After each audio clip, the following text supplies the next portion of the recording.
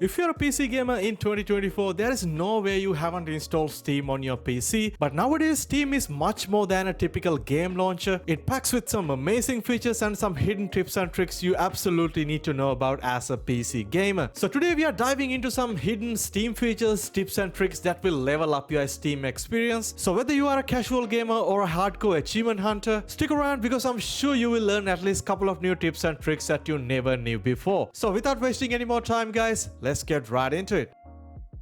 Alright, I'm starting with a very quick tip how you can find limited time free games on Steam. And I'm not talking about the free to play games. These games are paid games and giving away completely free for a limited time. So once you claim the game and add it to your library, it's yours forever to keep and you can download and play the game whenever you want. Alright, when you're in the Steam homepage, just press the search button without typing anything. And then you will go to this all product page and all you gotta do is just narrow down by price and just set it to free. And also make sure to take that special offer box. And that will show you all the games that are giving away right now for completely free, so you can simply click on the game and add it to your library. Alright, tip number 2, if you're someone who having a massive library of games on Steam, just like me, I have more than 400 plus games, so it is really hard to find what games are you install on your system or what games need to update. And even if you install a new game, it's really hard to find it in your library. So in order to make it easy, all you gotta do is make a new dynamic collection. Simply press on that tile button, then create a new collection. In here we need to create a dynamic collection, but first of all you have to put some kind of a name. I'm gonna type install games.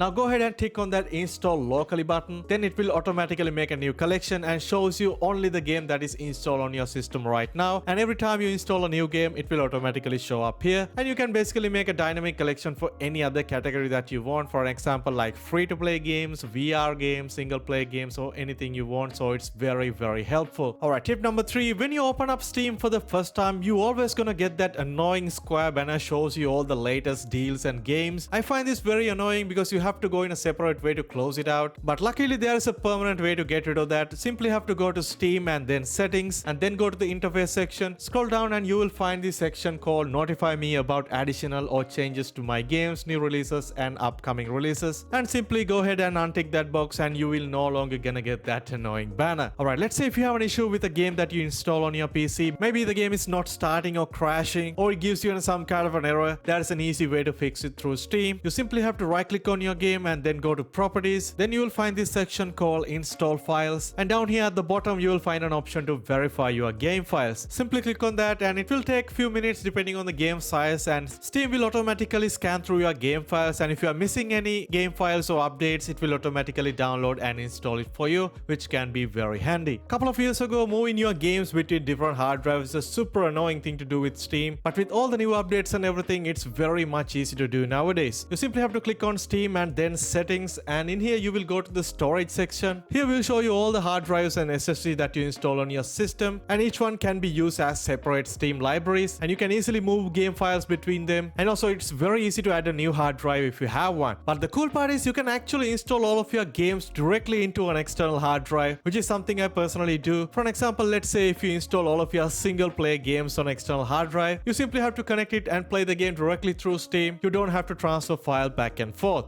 One of the coolest features on Steam that have improved over the last year or so is the controller support. Steam does support multiple controllers like Xbox controllers, PlayStation, Nintendo Switch, even the old Steam controller. And once you connect your controller, it will automatically show up in the game that you wanted to play. And in here you can change different settings, different layout, button layouts that you wanted to play. But the cool part is you can actually go ahead and download the community layouts that the people are already playing with, which can be really helpful if you have a device like Steam Deck, or if you just want to play a game that officially doesn't support controllers.